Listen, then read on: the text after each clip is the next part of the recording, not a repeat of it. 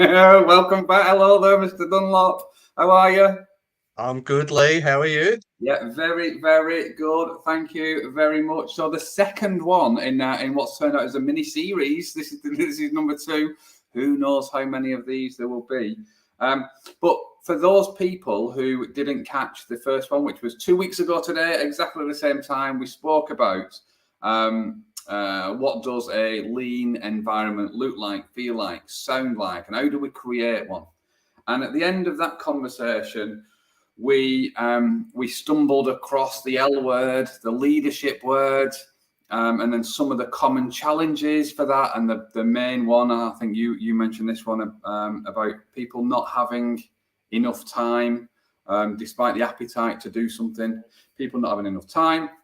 So we agreed we'd have another little conversation and go, how can leaders have more time? And like the consummate professional that you are, Mr. Dunlop, you did a little LinkedIn poll, didn't you? I did. It Yeah, was quite revealing. yeah. So Uh, I'm intrigued. So what was the poll and why was it revealing? So the poll was really just to get a snapshot of what people felt leader standard work was about. So leader standard work is obviously a commonly used lean tool, and it is really there. Well, we can talk about why it's really there, but I guess the 4 poll items were around: is it a time management tool? Is it a focus and clarity tool?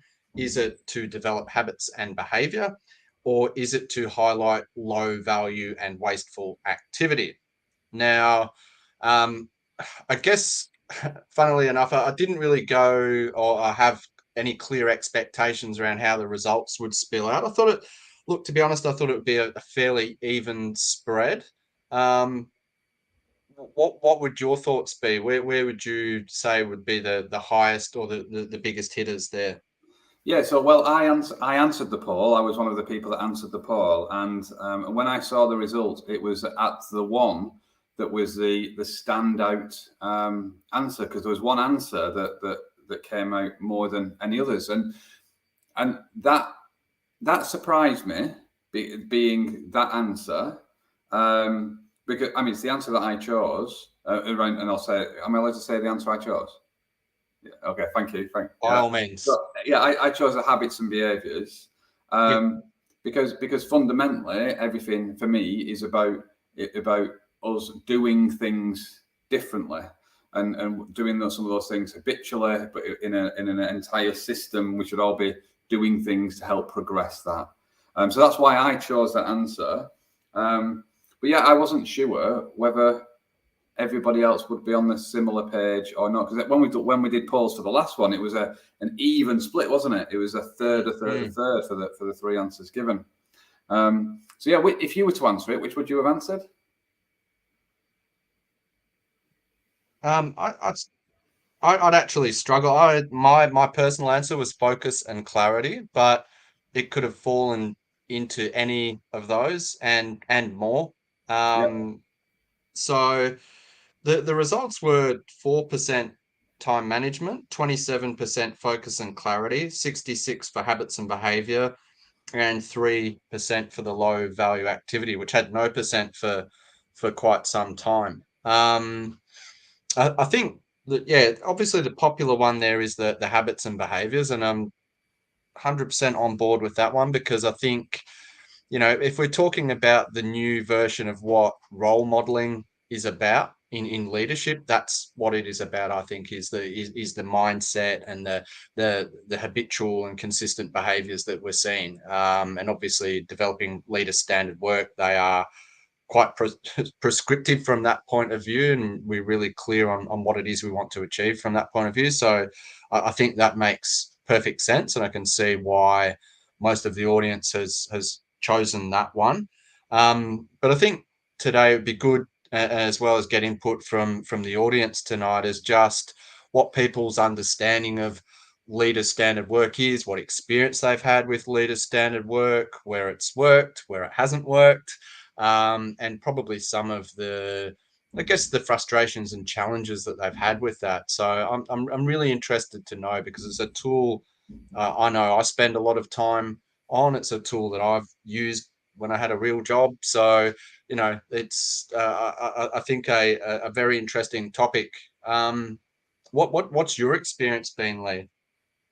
Yeah, varied and mixed. I think in terms of, if we're just talking about leader standard work as and just that aspect of it, I think mixed and variable, dependent upon the organisation and the problem that we're trying to solve. So I think if we talk about this, what we're trying to chat through here, I don't have enough time to lead in a lean environment, is a common challenge that people say. And if I just take one step back and just on that Paul, another reason why I said about the habits and behaviours, because it get knowledge, our preferred definition of culture is the sum of all of the habits and behaviours that exist within X, whatever X be. And then when you think about and leader standard work, or the leader's role in that, then that's about the habits, the behaviours, what they do in any given day, week, month, to help create an environment where people flourish. So when you ask me about my experience of it, I think in terms of a tool, it's varied and mixed.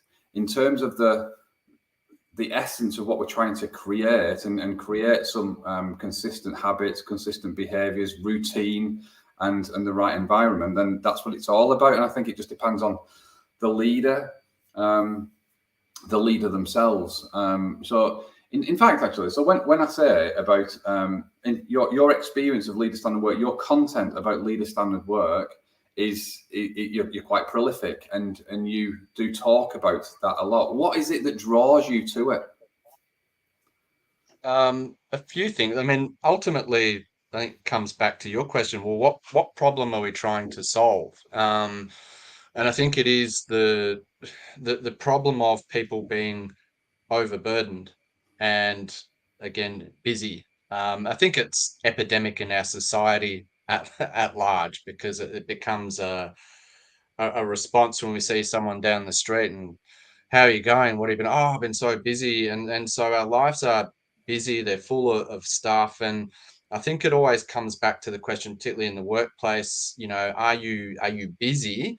Everyone's busy, but are you actually adding value, and are you moving yourself, your team, your organization towards the goals and objectives through that activity?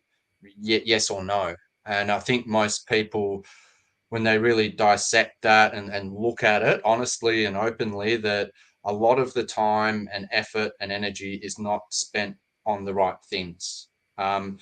I guess it begs the question of, do they even know what the right things are, and so on and so forth. And there's a lot to go through there. But I think really it's about that problem, because I work with a lot of leaders right from the front line all the way through, and particularly middle managers. It is a epidemic in that space, that I see people in those positions that are completely overwhelmed. They are working under a lot of pressure and duress and stress. They're working very long hours, and everything in their life has become really unbalanced. And I think, I'm not just looking at the leader working in the organization, I'm looking at the human being holistically.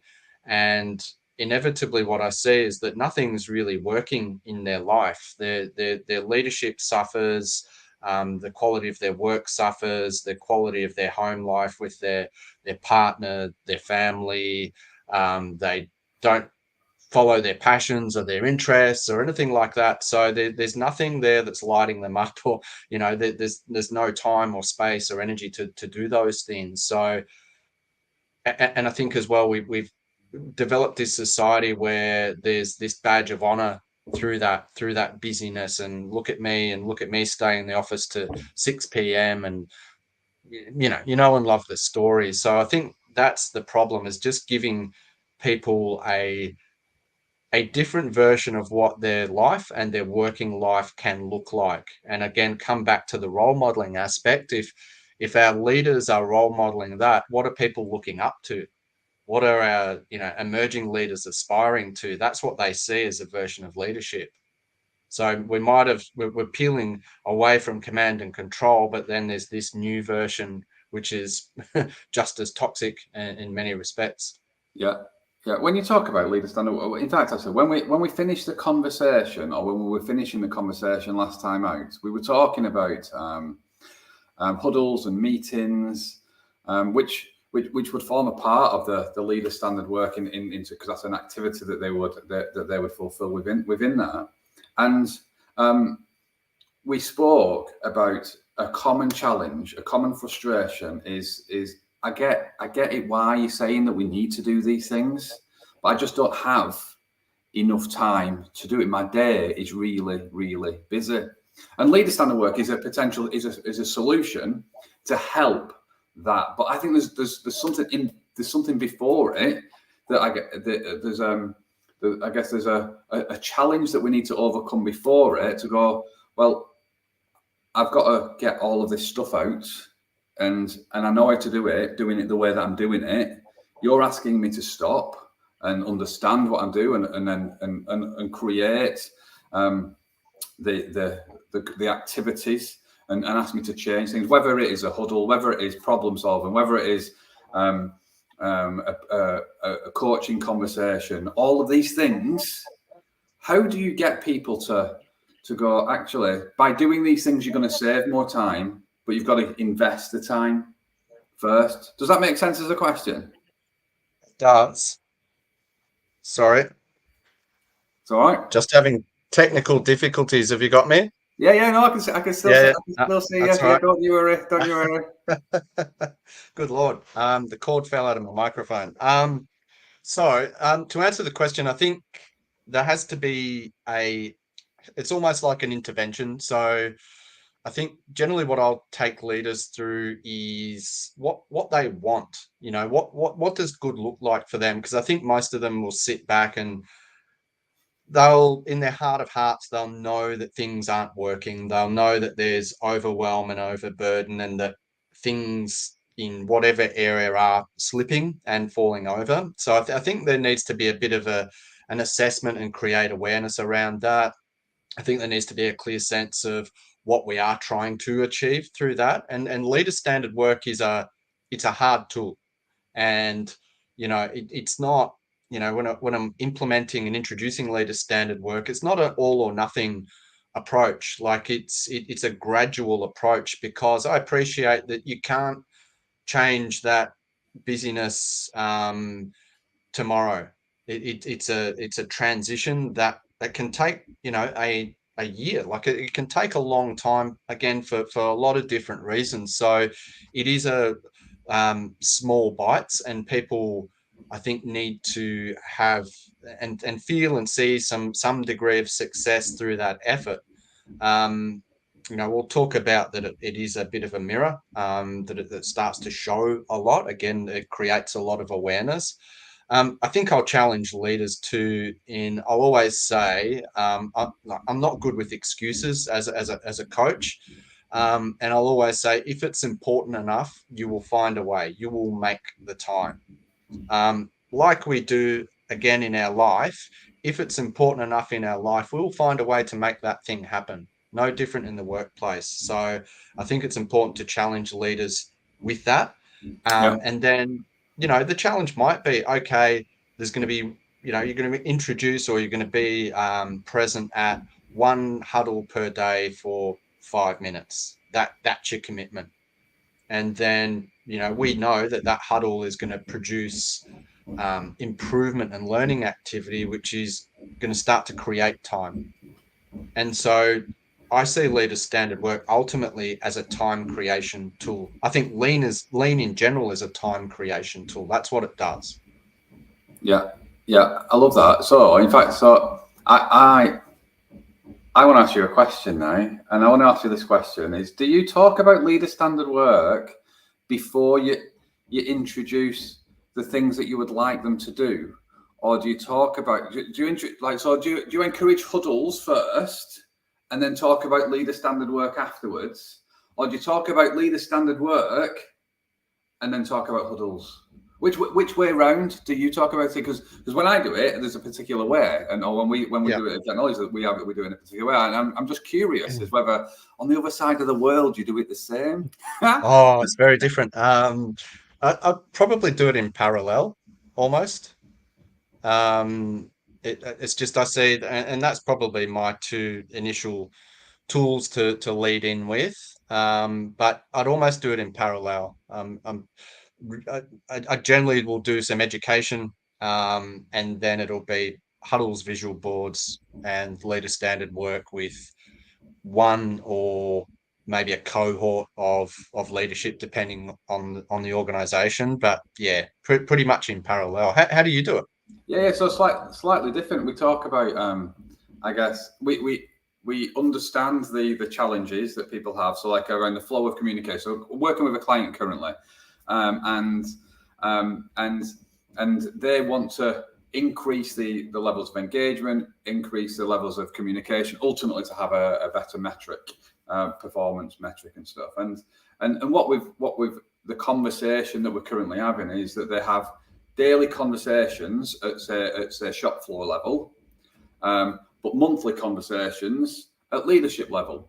So they have like 2 or 3 conversations down here every single day, and we're coaching and supporting them to ask better questions, to get better ideas and thoughts and challenges and frustrations out.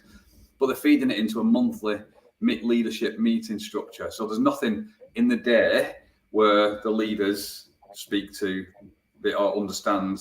So I guess the escalation and the cascade of information isn't there on a daily basis. It's on a monthly basis. So we're trying to we're getting to a place where we're actually going, is that right that it's a month between the ideas and the answers and stuff? So that's what we highlight first. We encourage a daily conversations based on the flow of communication and stuff, so and expose all of that. Because what I often find is that people are really good at mapping the flow of a process, but the flow of a communication and conversation and ideas and thoughts and challenges never really gets mapped or thought out and stuff. And if you can understand where ideas and thoughts stop and all of that stuff, then so we start with the communication, the engagement, the ideas, and all of that first. And then when they're getting into a habit of going, oh yeah, we're quite like this, talking every day, which is where they're at the minute, going, oh, we really see the values of this.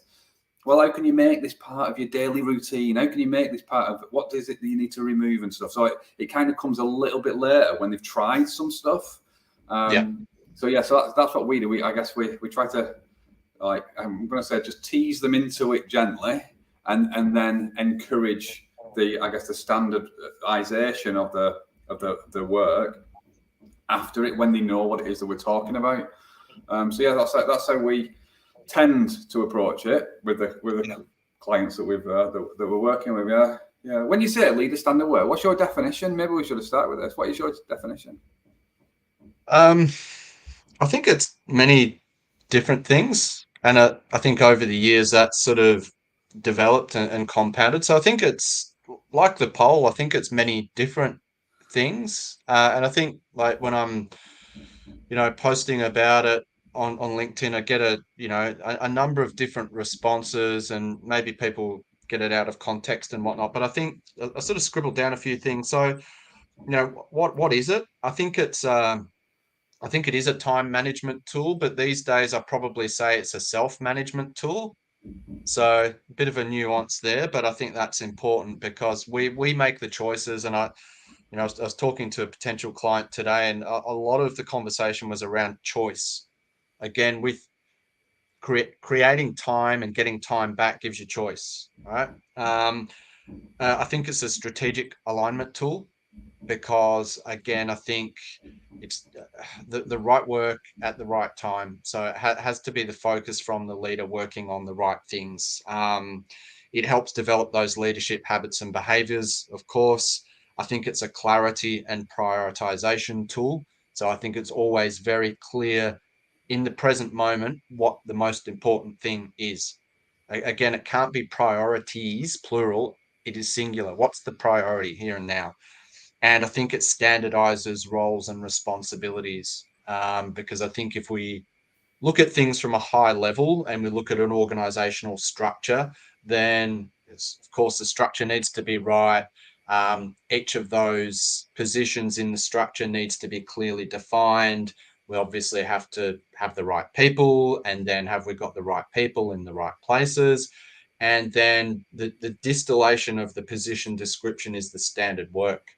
And we are essentially developing a process for the role, because Lee's the production manager and he's had 10 years experience, and Lee goes off somewhere else, and then everybody's scratching their head going, what did Lee do? So there's a de-risking element to the business by having documented clear standard work for each position, in that someone, again, you go on holiday and sit on the beach somewhere, someone then can come into that role. They've got a standard work that they can follow, and away they go. It becomes a process, it becomes a training tool, all of that. So I think, and there's probably other things that I've missed, but I think it covers a lot of territory. At what, at Your what thoughts? level do you pitch this? That because standards can be like also, I guess, what should happen, but that what should happen can be at all sorts of different levels, isn't it? You could have a picture on a wall of an output. That's what should happen, or you can have like Google Maps: turn left, turn right, turn left, turn right, or you can have the driving manual, which is mirror, signal, maneuver with all of your clutch and stuff like that, and those are all forms potentially dependent upon the definition of standards. So when you talk about leader standard work, at what level do you pitch it at, and where do you start? You've got me interested. So what level in the organization, So I or? think both level at organisation Yeah. and level that you pitch the actual standard at, because in terms of level of documentation. So when you just spoke then, is I've just been promoted to production manager, and then I go off. What is it that you're handing over to somebody? Is it just is it a diary, or is it something more than that? What are the mechanics, and what level? So many questions, Mr. Dunlop. I know. So little time. Yeah. I'm too busy. I'm too busy for all these questions, Lee. Yeah, good question. I'll try and answer it in some sort of coherent way. Look, I think I'd pitch it at all levels of the organization, from frontline all the way up. I think the closer to the action, the more prescriptive the standard work's going to be. All right. So I think there's that. It gets a lot looser as we go up. In terms of the actual mechanics, it's a bit of choose your own adventure how you want to do it. Like I'm not too bothered how people deploy their standard work, and the actual mechanics of that every day. It's just the fact that they observe the standard work and they use the tool. So that might literally be a printout of their daily or weekly activity that they physically carry around on a clipboard. It might be sitting in an Outlook calendar. It might be on a Kamishi Bay board. It can be done in many different ways. I like it to be visual. I like it to be tactile. So yeah, just as long as people have something that they're comfortable and familiar with, and that they're using that document or tool, I'm good with that. I don't think there's any rules there. There's no right or wrong, as far as I'm concerned. Um, and we can sort of maybe talk a little bit more about how that tool's used and how it's put together. But I hope that sort of answers the question. Yeah, no, it does, because my mind is going to the how now, because a Mm. lot of people, when they work with organisations, they talk about why things need to improve. So the why is covered, and at various different levels and stuff like that. And I think it's important to then translate that why to every layer of the organisation and person. Anyway, so the why is often covered. The what it is could be lean, it could be operational excellence, a program, whatever it is. So the what is often spoken about, but the how, I think, is what differentiates successful change from unsuccessful change. The how we get there is fundamental. So when we talk about leader standard work, we spoke about why it saves time. We spoke about what it's leader standard work, but the how. What's that? What's the how, Mr. Dunlop? How do we do it? The $1 million question. Okay, so the how, like I said, there's that bit of pre-work that I think needs to happen in terms of intervention, awareness, whatever you want to call it, to say, hey, busy is a problem for you. And like I said, most leaders will sit back and say, yes, I can't get the thing done. And it's often my experience. Again, I go in, I'll do some knowledge transfer and some training up front, and everyone gets a bit excited about lean, and then rubber to the road time. And we know and love the answer you get. That's all great, Paul, but I haven't got time for that meeting to do 5S, whatever it might be. Do you want me to get that box out the door, or do you want me to have a meeting? And it's this emotional, and I think as well that, on that front, it comes back to, well, how does it feel for you every day? I mean, you start to tap into leaders' emotions. Yeah, it feels hard. It feels frustrating. It feels overwhelming. I'm, I'm knackered by lunchtime because I'm firefighting and reacting all day. So I think there's a definite in there. We're human beings. We're emotional creatures. We make emotional decisions, and I think when we can tap into that, we've got something. So I think there's the Trojan horse, if you will. The how. So the how, very simply, is I'll work with leaders to go, righto, what's on your plate? What's everything that you do right now? Just write down every task, every activity, each for the day, for the week, right? Then it's a case of categorizing each of those things into a must do, a should do, and a nice to do. So a must do is high value. Obviously, should do is medium, and a nice to do is low value. And I would say they are: must do is essential, should do is negotiable, nice is discretionary. And so get visibility of that. And what I get people to start with is write down all of the must-dos. So what are they? When should you do them? How long do they take? And then start to populate a weekly calendar with that. So some tasks will be time-bound, and some tasks that won't matter as long as they're done sometime in the day. So I think that's the starting point always. Just must-do tasks. What are the high priority tasks? I guess then it's start using the tool, start trying to follow that.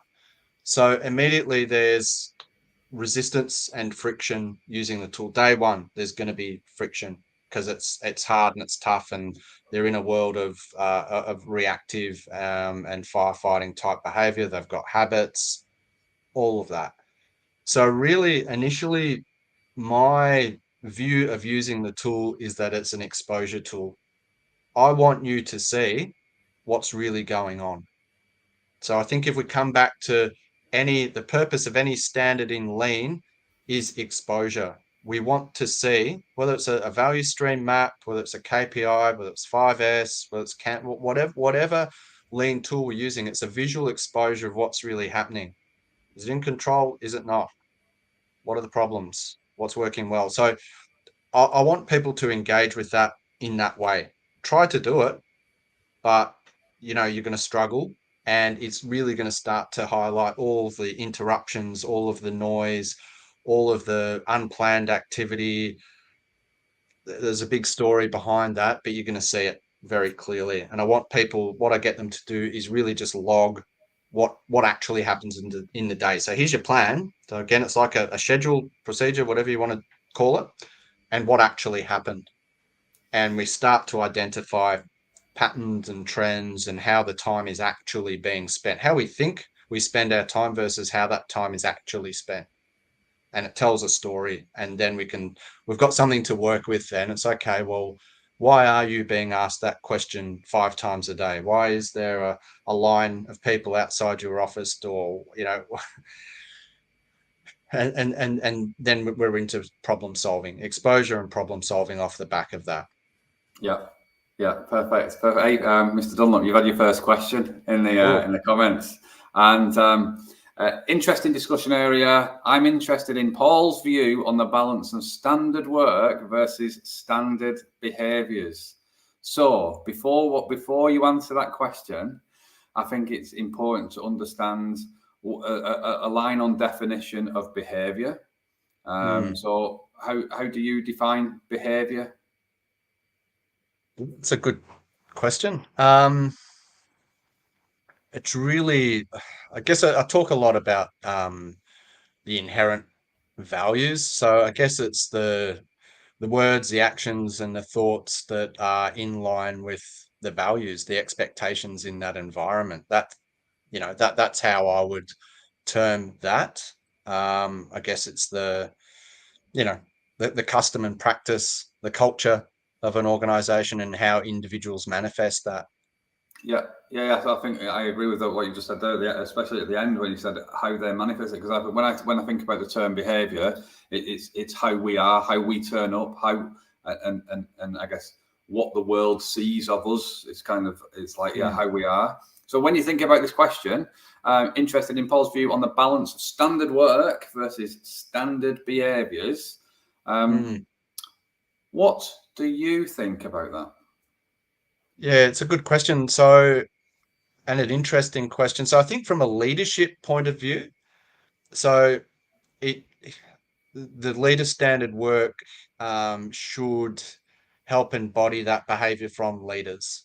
Some of the, you know, things like a Gemba walk, for example, would be a component of a leader standard work tool. So that's, a leader, it doesn't mean you just wander around on the shop floor. It's quite prescriptive on how you're going to conduct that walk, the questions you're going to ask, what you're going to be looking at, things like that. So I think from a leadership point of view, it can really inform and drive that behavior. Again, we're talking about habits and routines. A lot of lean is just rinse and repeat, right? It's just repetition. We show up, we learn through doing over and over again. So by default, we're seeing leadership that's modeled in a particular way. Part of that, and I think any strong culture, the leaders will both acknowledge the positive and the expected behaviors in the environment, and they will also correct the less desirable behaviors that we see in the environment. So I think there's a part of that. So I think there's again that clarity. Have that saying of you walk past the standard that you accept. So as leaders are interacting in the business, they should be really having eyes for that behavior, because again, ultimately what we're looking for is a culture, is a cultural transformation and a cultural shift. So I think from that point of view, that's where leader standard work works. I think in the other side of it is that we should be through the other lean tools. Again, you talk about the flow of communication. So I think often in the lean world, we get caught up in the flow of material and information, and we don't think enough about the flow of communication, which the way I think about is probably is like the lubricant that keeps everything moving along. It's really important.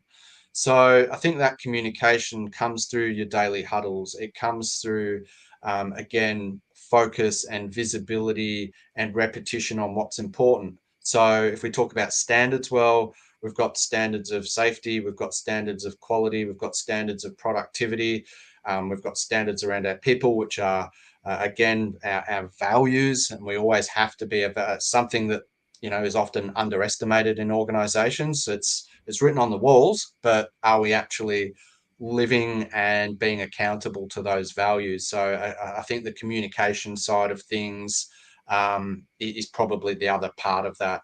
I know it's a bit of a ramble, but I think leader standard work is a structure that facilitates so much, and that's why it's a critical structure. But without the leaders focused on the right things, without leaders having the time to focus on the right things like culture and behavior can't move forward, can't improve, can't be where we want them to be.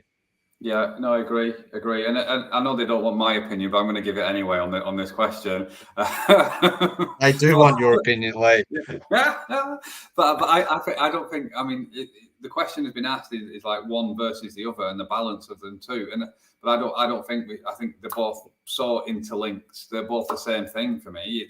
It's the balance of standard work versus standard behaviours. Standard work is the thing you do. Standard behaviour is how you do that thing. So I don't think you can separate the two. It's like, if you're going to be positive, or if you're going to have a huddle, do it and be positive. Do it. Like, it's the same thing. So I don't think it is a separation. I think you need to consider both things, how you want to do that based on the audience that's in front of you, and that might be different for every person as well. I think you're right, Lee. I think it's implicit. So, implicit in any standard is that it's work that's going to be conducted safely. It's work that's going to be conducted to produce the best quality. It's work that will be conducted to be the most efficient. So, again, behaviours should be absolutely woven into that. Yeah. So We've got another question. And I know. So is that a record? Is that a record, Lee? Yeah, there's people. So Trenton Ferguson has asked, how do you suggest managers can implement leader standard work when other managers aren't convinced of the benefits? Ooh. Good question. Again, probably bigger picture is that, we'll talk about the most important element of lean implementation is that we have support and commitment from upper management and that everyone's on board. But, we know reality is that that's not always the case. Look, my view is that shouldn't inhibit or prevent any leader because there's some naysayers. I mean, that's going to be the reality of any change process, that we're going to have those people. I think the only way to convince other people is to show them the value of the tool and show the success that you can have by the tool. Why are people resistant? Because they don't like change. They're scared. They're uncertain. This is unfamiliar. I've never done this before. I think we can talk about, busy.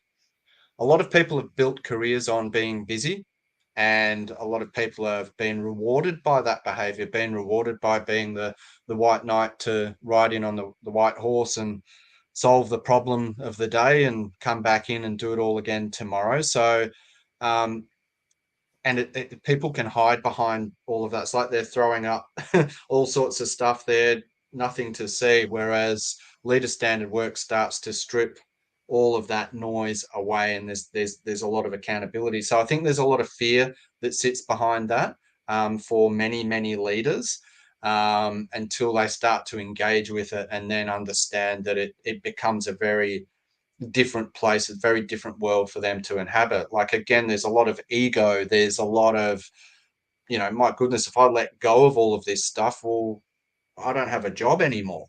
What's my purpose? What's my function? What's my value to the organization? So it is confronting. It is really, really confronting to go through that transition. And some people are up for it. Some people just aren't. And that's a whole other conversation. Because it's, it almost becomes a must do. We've talked about the importance in behavior and culture, to really move the needle on, all of the pillars of a business. It is a must tool. It is so important. Yeah, and I think the conversation that we had a little bit earlier on about how do we go about it, and do we introduce the and talk about the solutions that we want, like huddles and problem solving and coaching, and then introduce leadership standard work, or do we introduce leader standard work and then as a function of that introduce the things? And I think there's benefits and merits of both, depending upon the organisation that you're in and the challenges that you're seeing and working through. If I just talk about if you highlight the import or the lack of communication flow and the challenges that brings, and then introduce a huddle to try to align communication and remove all of the blockers, and then you get people into that. I think then leader standard work is a standardization of some of the things that you're already doing and trying. And so I think every single organization will be different. So if some managers aren't convinced of it, I would personally wouldn't start with leadership standard work or leader standard work, I would start with some of the creating the environment that we want to create with some of the I guess the previous conversation we have. What did it look like, feel like, and sound like with like engaging conversations and stuff? I'd start in that place rather than trying to start with leader standard work, because it's you're trying to then get a lot of things in as opposed to some of the priority things. I mean, oh, go on, sorry, Paul. No, you go. I was going to say the questions are coming in. When I say thick and fast, I'm not quite as fast. And so there's a few more questions that we need to get through as well. But what were you going to say on what I just said?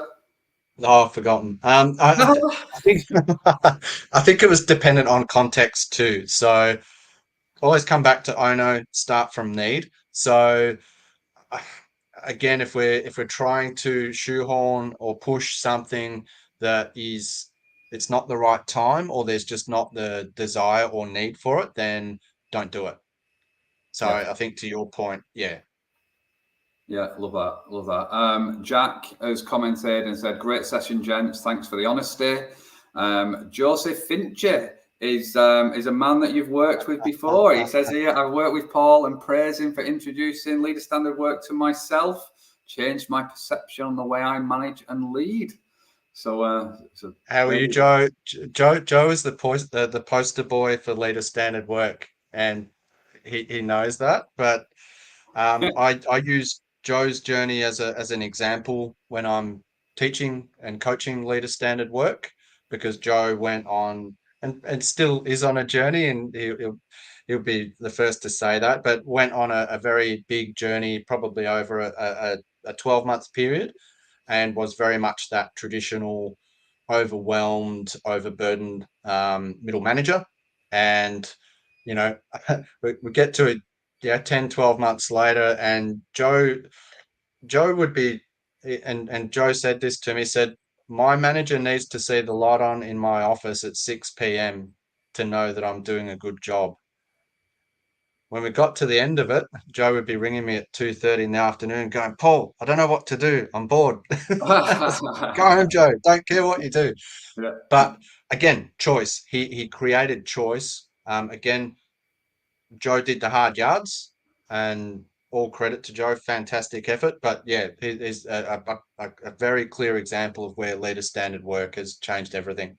Yeah, love it. Anna has asked a question. What do you do if firefighting is considered a must-do? So, we touched on this briefly in the last conversation, because I think I said the two most important metrics in any organisation that are not measured are, number one, the number of ideas and thoughts that people have in their mind, and the number two, the reduction in time from those ideas to conversation to action happening. I think there's a lot of organisations have a firefighting mentality. They reward firefighting. That's what's seen as what is good. So I think there's a challenge from that side. I think there's another challenge as well in terms of when we set out to create a continuous improvement environment, operational excellence environment, lean environment, when we set out to create these things, we do it wrongly with a project mindset as opposed to a continual improvement mindset. And if you do it with a project mindset, then there's an end date, and everybody's working towards that. There's a metric and a measure that people are working to try to do, and so that further encourages and puts other material onto the fires to create things. And I think if you do it from a continual place, then that challenges a lot of this mindset around firefighting. What do you think about what do you do if firefighting is considered a must-do? I mean, we've got to get away from that as quickly as possible. So again, like I said, I think, when we're starting implementation and transformation, definitely not a fan of project based, but we have to very quickly expose all of that noise, all of that, my chaos, that's the chaos. We've got to see it for what it is, and we've got to understand that yes, it is wasteful, it is low value activity, it's not where we want to be spending our time, effort and energy, and particularly for leaders who are generally highly paid, highly skilled people doing, essentially crappy work, low value work. It's not respectful work. So again, we have to see it for what it is. Um, like I said, we can't just change it all tomorrow. Again, it's a case of looking at it, assessing it, prioritizing the things that we need to change, and then starting to chip away at that over a period of time.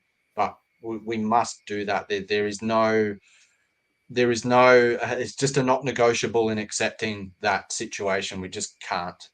Yeah, I think something else that's just sprung to mind is we often celebrate the firefighters.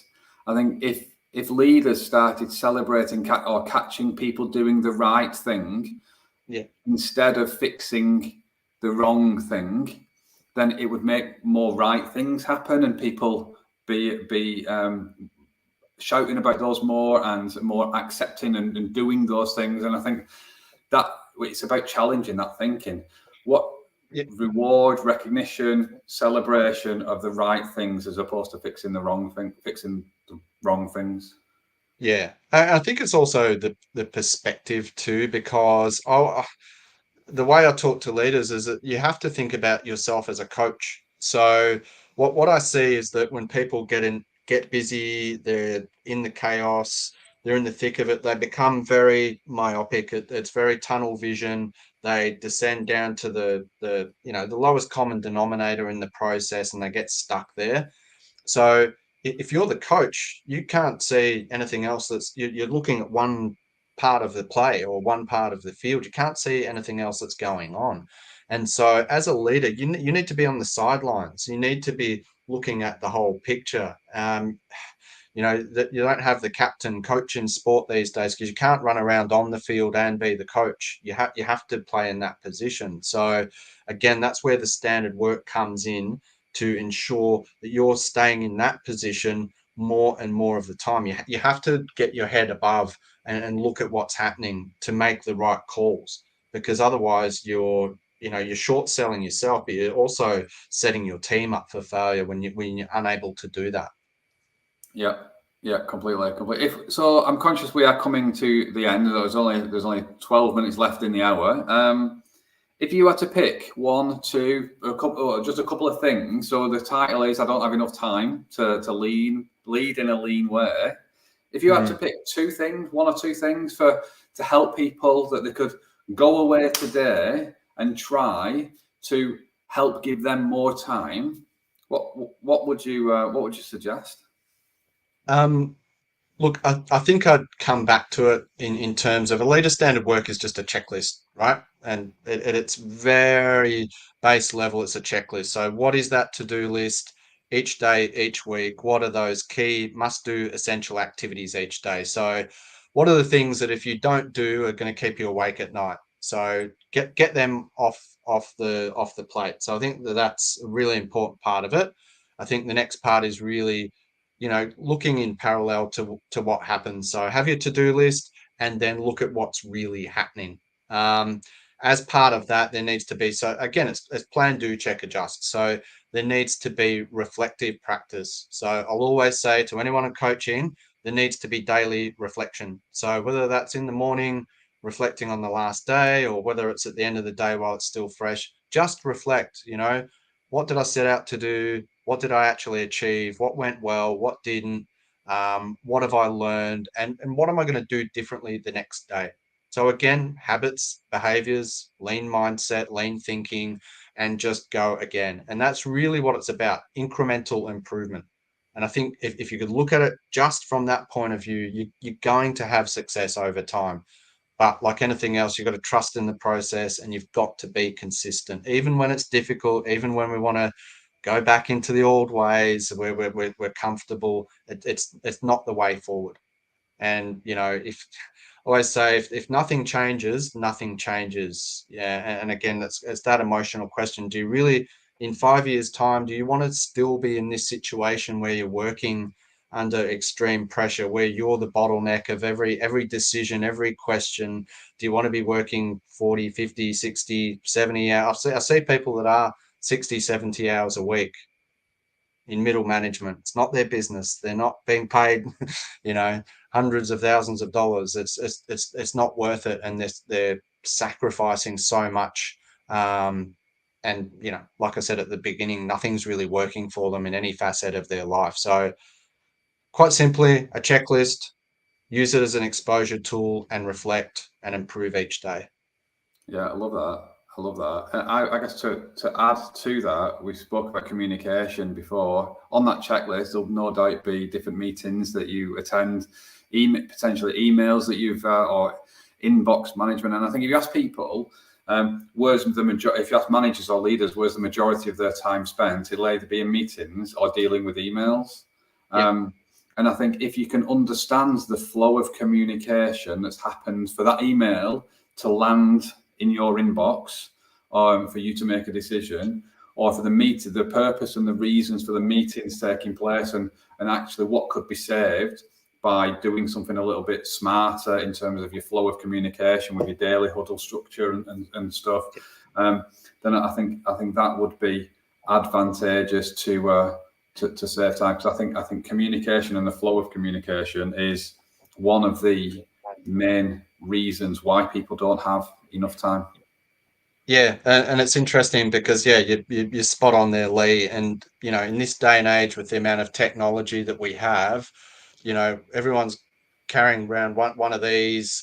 It can ring. There's how many messenger services on there. There's email, and I think one of the biggest interrupters throughout anyone's day is that they feel that they need to react to that straight away, and they don't have very good boundaries around the communication. So I think that's a really important thing. Technology has a place, absolutely, but it should enable us, not disable us. And all too often people let that happen, and we're addicted to that. We're addicted to social media, so there's pings and dings, and we get a dopamine hit, and it's nice to be wanted, but it just kills us. And if you think about, there's this thing. So when we look at our brain, right? Our brain's what, 5% of our body mass. It consumes 20% of our energy. And our brain wants to work on autopilot. It's lazy. It doesn't want to have to stop and think continuously. And what constant interruption and firefighting is doing is it's constantly depleting you and draining you. And people wonder why they're knackered by lunchtime, because it's just brutal. And so people think we can multitask. We can't.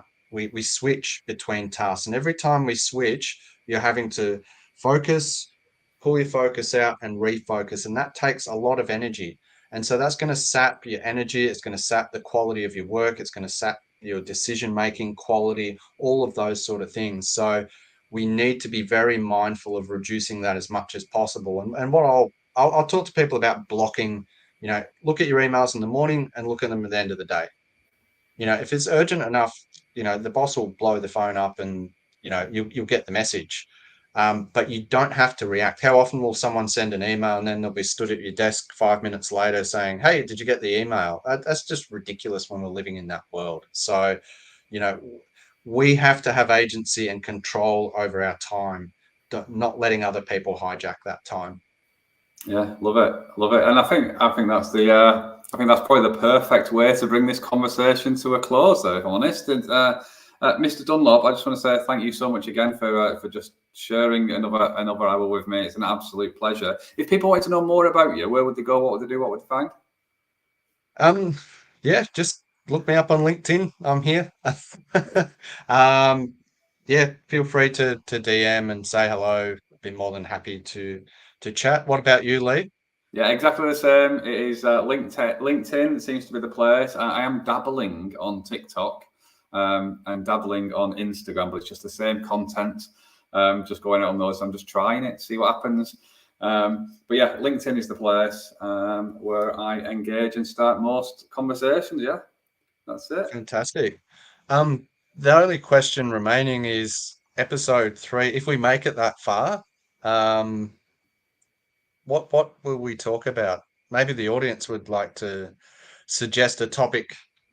Yeah, I think there's two things in that, isn't there? I think whether there's a need for it, whether the audience wants it, or whether we're just going to go back to a non-recorded, just one-on-one conversation. So if there's a need for it, then yeah, by all means, let's do it.